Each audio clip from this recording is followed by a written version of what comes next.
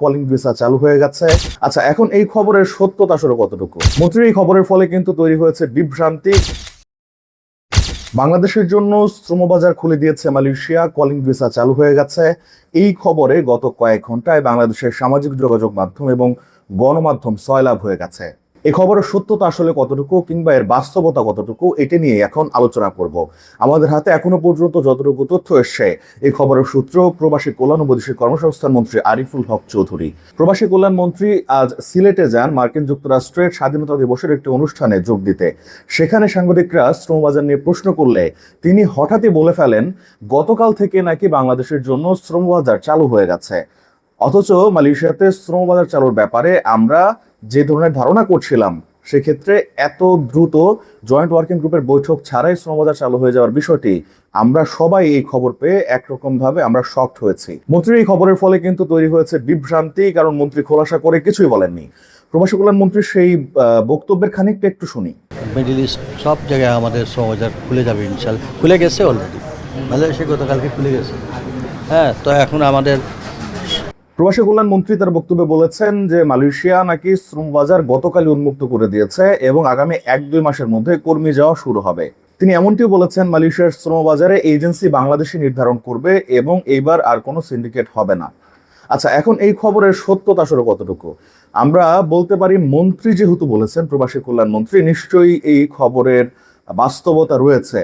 তবে প্রবাসী কল্যাণ মন্ত্রী ঠিক কিসের সূত্র ধরে এমন বড় একটি খবর দিলেন, সেটি আমাদের কাছে এখনো পরিষ্কার নয়। কারণ আমরা যারা এই শ্রমবাজার নিয়ে কাজ করছি, আমাদের হাতে এখনো পর্যন্ত এ নিয়ে কোনো প্রকার তথ্য নেই। তিনি মালয়েশিয়া সূত্র থেকে কোনো তথ্য পেয়েছেন কিনা সেটিও আমরা নিশ্চিত নই।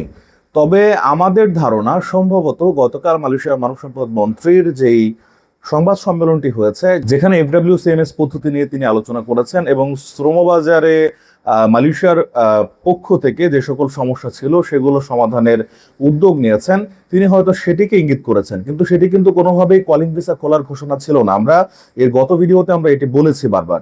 তো প্রবাসী কল্যাণ মন্ত্রী আসলে সেটির সূত্র ধরে বলেছেন কিনা সেটিও আমরা জানি না, কারণ তিনি বিস্তারিত কিছুই বলেননি এই ব্যাপারে। তো এখন কলিং ভিসা চালু হয়ে গেছে, এই খবরটি মন্ত্রী সরাসরি বললেও আমরা এই মুহূর্তে সেটি মানছি না। কারণ কলিং ভিসা চালু হলে একটি আনুষ্ঠানিক ঘোষণা আসতে হবে এবং জয়েন্ট ওয়ার্কিং গ্রুপের বৈঠক ছাড়া কোনোভাবেই কলিং ভিসা চালু হওয়া সম্ভব নয়। আমাদের অভিজ্ঞতা অন্তত পক্ষে তাই বলছে। তবে মন্ত্রী বলেছেন, এই কথার নিশ্চয়ই কোনো বাস্তবতা এবং সত্যতা আছে। তো কলিং ভিসা চালু হয়ে গেছে এই কথাটি আপাতভাবে ধরে নিলেও কলিং ভিসার প্রক্রিয়া শুরু হয়েছে এটি কিন্তু নিশ্চিত নয়। তাই যে সকল দালালরা ওত পেতে বসে আছে টাকা নেওয়ার জন্য, পাসপোর্ট জমা নেওয়ার জন্য, মালয়েশিয়াগামী কর্মীদের বলছি, এই খবরের উপর ভিত্তি করেই পাসপোর্ট জমা দেবেন না, টাকা জমা দেবেন না।